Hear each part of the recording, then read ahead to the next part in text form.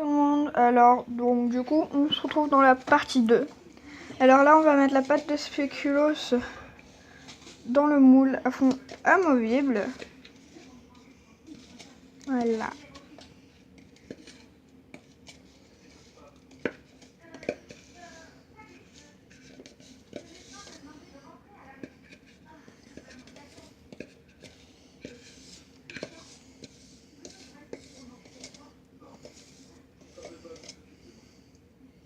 Donc voilà.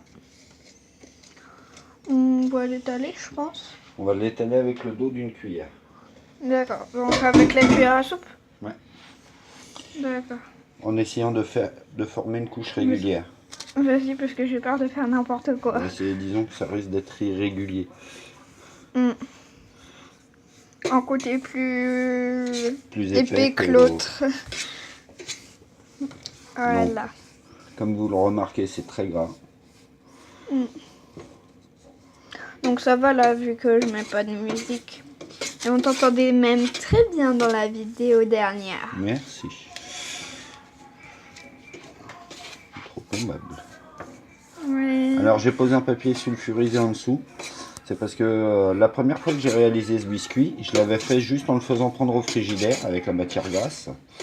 Et j'ai trouvé ça trop friable comme biscuit à la dégustation. Donc là je vais essayer de le faire cuire. Donc dans un premier temps je vais le faire prendre au frigidaire. Et dans un deuxième temps je vais le faire cuire à 180 degrés pendant environ 10 minutes. De manière à ce que le biscuit prenne. Donc voilà. Il vous a très bien expliqué. Se mettre en la matière de nourriture. Peut-être pas mettre en la matière. Peut-être pas mettre en la matière, mais bon. J'aime bien pâtisser. Oui, il aime bien pâtisser. Cuisiner, pâtisser. Tout ce qui touche à la nourriture, il aime bien.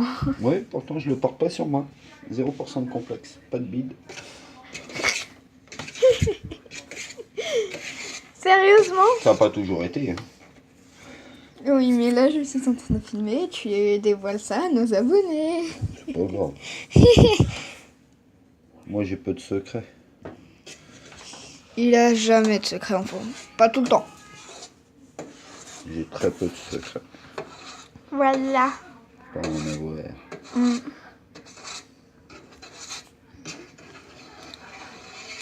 Donc là ça va peut-être faire plus de 4 minutes ou de 3 minutes. Ce serait mieux.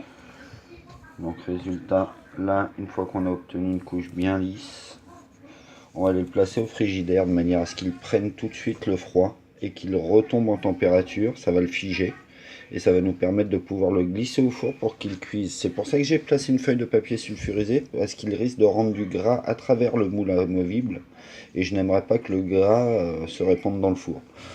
Voilà. Sinon ce sera dur à nettoyer. C'est ça.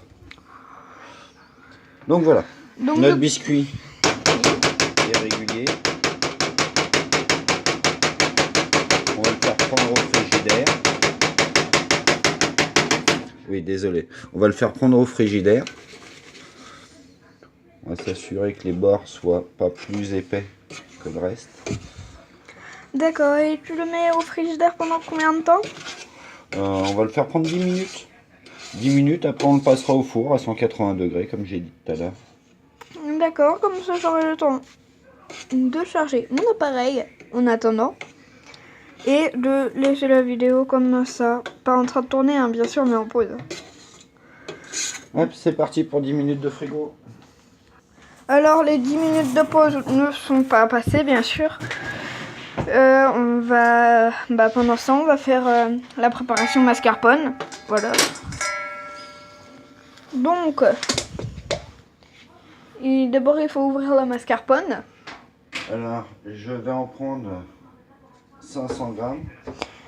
Donc un pot complet. Celui-là, je ne vais pas le prendre. Un pot complet, ici. Voilà. Un pot complet, ici, 500 grammes de mascarpone. On va mettre dans ce petit bol. Enfin, bol, queue de poule, c'est pareil.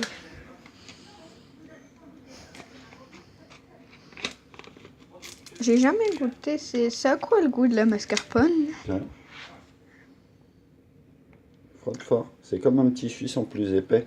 En vérité, c'est un fromage. C'est plus loin que le petit suisse.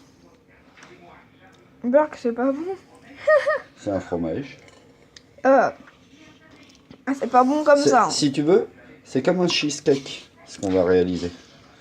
C'est la base d'un cheesecake, la mascarpone. D'accord. Enfin, il n'y a pas que ça, je pense pas qu'il y ait que la mascarpone. Je suis pas assez bon pâtissier pour te dire. Nous, on D'accord. va le réaliser avec les 500 grammes de mascarpone.